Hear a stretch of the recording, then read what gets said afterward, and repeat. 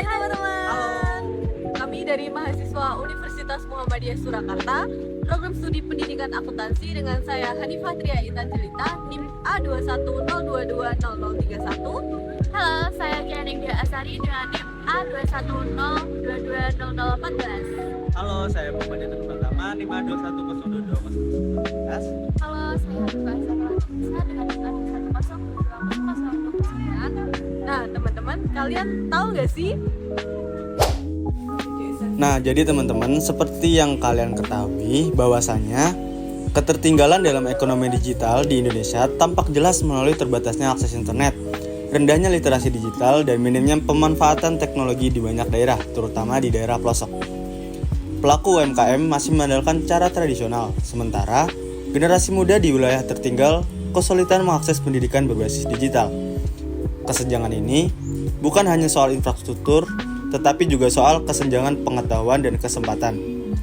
Tanpa strategi yang inklusif dan pemerataan akses, ekonomi digital hanya akan dinikmati oleh sebagian kecil masyarakat, meninggalkan banyak lainnya di belakang.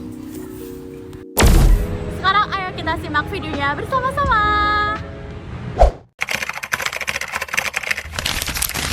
Ekonomi digital di Indonesia kini bertumbuh pesat, mulai dari ojek online, toko online, hingga konten kreator.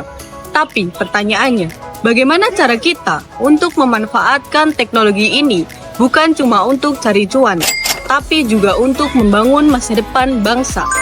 Kini, banyak anak muda yang memilih jalur berwirausaha digital, seperti memulai bisnis clothing hanya dengan desain kaos, akun sosial media, dan jasa percetakan sablon secara online, tanpa stok yang banyak dan tanpa toko fisik. Semuanya hanya dikelola melalui ponsel. Mulai dari promosi, pemesanan, dan pengiriman. Modalnya bukan ruko, tapi ide kreatif dan kuota internet. Inilah kekuatan ekonomi digital yang ada di Indonesia.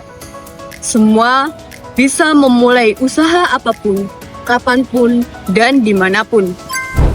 Teknologi juga dapat membantu pemerintah semakin efisien, seperti layanan publik digital dan sistem anggaran transparan.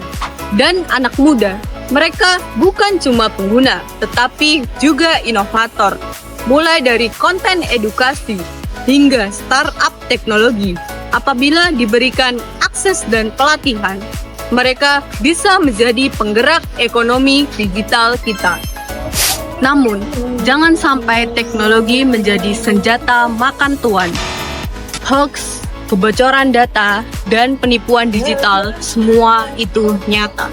Oleh karena itu, perhatikan literasi digital, keamanan data, dan etika dalam bermedia, karena teknologi tanpa nilai akan berujung ketimpangan dan manipulasi. Teknologi dari cuan itu nyata, tapi lebih daripada itu, ekonomi digital memberikan kita peluang untuk terus tumbuh bersama yang lebih adil dan inklusif. Ayo, menjadi pelaku yang membangun perubahan. Gunakan teknologi dengan bijak, kreatif, dan bertanggung jawab, karena masa depan bangsa ini ada di tangan digital kita hari ini. Nah, jadi seperti itu teman-teman penjelasannya. Terima kasih sudah menyaksikan video kita.